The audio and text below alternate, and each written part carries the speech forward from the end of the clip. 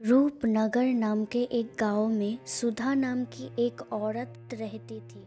सीमा उसकी सौतेली बेटी थी, इसीलिए सुधा उसे मारती पीटती रहती थी। घर का सारा काम करवाती थी। सुधा अपनी बेटी रमा के साथ मिलकर सीमा को परेशान करती थी। एक दिन, सीमा, कल मुही कहाँ पे मर गई? सीमा काम करते करते दौड़ के जाती है। हाँ माँ, बोलिए। कितनी बार बोला मुझे माँ मत बोल, मैं तेरी माँ नहीं हूँ। माँ नहीं तो क्या बुलाऊं? मुझे मालकिन कह के बुला, निकम्मी। ठीक है माँ। मुझे फिर से माँ बोला तो रुक। ये बोलकर सुधा सीमा को मारती पीटती रही। माँ, सिर्फ मारने से कुछ नहीं होगा, इसका पूरा दिन का खाना बंद कर दो, तब अकल आएगी इसे। ठीक है मेरी प्यारे बेटी, वैसा ही होगा। सुधा और रमा ने पूरा दिन सीमा से काम करवाती रही और पूरा दिन खाना भी नहीं दिया।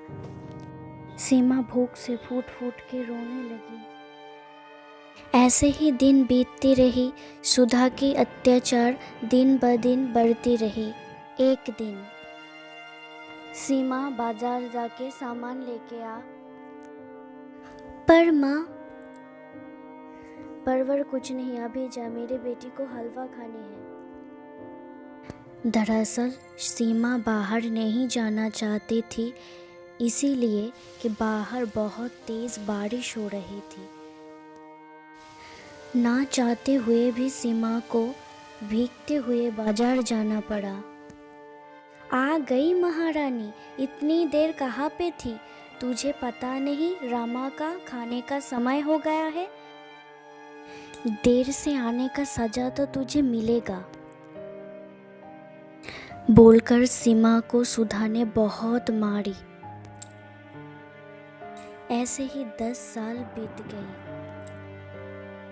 दिन ब दिन रमा बद से बदतर होती जा रही थी।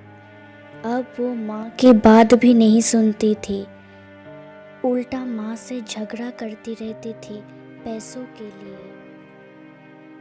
एक दिन की बात है, रमा स्कूटी के लिए सुधा से पैसे मांग रही थी, पर सुधा के पास पैसे नहीं थे।